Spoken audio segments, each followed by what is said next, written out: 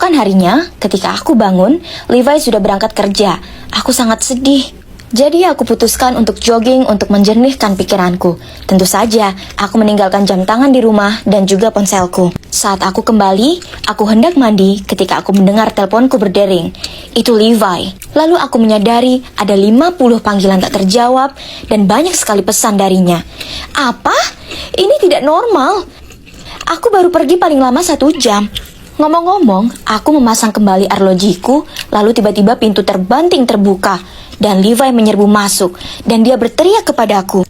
Kamu baik-baik saja? Kamu mau pergi kemana? Kenapa kamu tidak menjawab teleponku?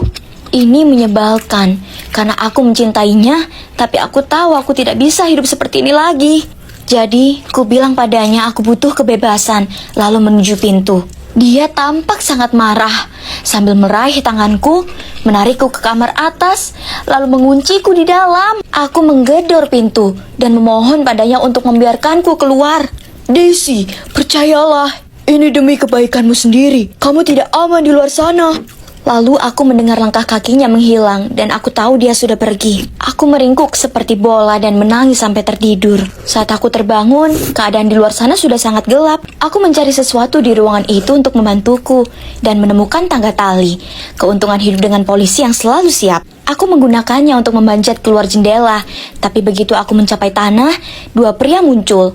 Lalu tiba-tiba semuanya menjadi gelap. Ketika aku membuka mata, aku menyadari bahwa aku berada di ruangan yang gelap dan lembab dan aku diikat. Kedua pria itu sedang duduk di dekat pintu dan berbicara satu sama lain. Aku mulai panik.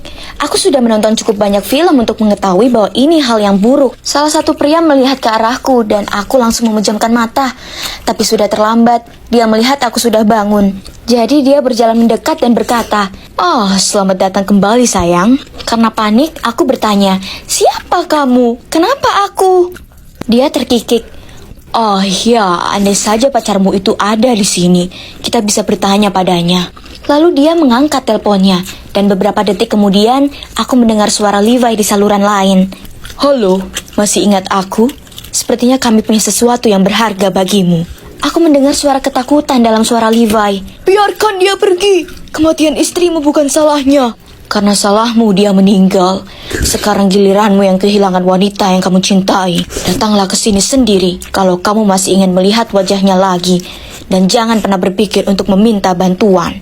Dia menutup telepon, lalu menatapku sebelum dia menendang tong kosong di sebelahku. Aku tersentak kembali, dan dia tertawa. Itu sangat menakutkan. Tidak lama setelah itu, mereka menyeret seorang pria yang sudah dipukuli ke dalam kamar. "Levi, oh tidak." Levi menatapku, memaksakan senyum, dan berkata, Sayangku, jangan khawatir. Aku di sini sekarang." Geng itu menertawakannya, lalu dia berhenti di depan Levi dan berkata, "Aku pikir kau dan aku perlu sedikit ngobrol.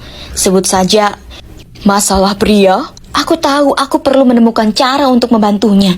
Tapi apa? Saat itulah aku melihat jam tanganku sudah ada GPS. Jadi mungkin tombol tambahan untuk melakukan sesuatu. Aku berjuang untuk menekannya, yang tidak mudah dilakukan dengan tangan yang terikat. Percayalah, namun pada akhirnya aku berhasil melakukannya. Pada titik ini Levi tidak sadarkan diri, dan aku mulai menangis. Aku tidak ingin kehilangan dia. Tidak seperti ini. Orang itu memasang sesuatu di sampingnya. Oh tidak, itu adalah bom. Dia mencibir, "Kamu punya waktu 30 menit lagi untuk mengucapkan selamat tinggal pada kekasihmu." Lalu orang-orang itu pergi. Aku memanggil nama Levi dan terisak betapa aku mencintainya. Sejujurnya aku mengira kami berdua akan mati di sana. Dan menyaksikan penghitung waktu menghitung mundur menuju kematian kami adalah perasaan terburuk yang pernah ada. Tiba-tiba pintu terbuka. Awalnya aku mengira orang-orang itu yang kembali. Namun sebaliknya, Brad dan timnya bergegas mendekat. Melihat bomnya, lalu segera membawa aku dan Levi keluar dari sana. Aku didorong ke tanah sesaat sebelum terjadi ledakan besar. Dan rumah itu meledak. Dalam perjalanan ke rumah sakit, Ellie menjelaskan semuanya kepadaku. Ternyata ini melibatkan kasus kriminal rumit yang terjadi tahun lalu.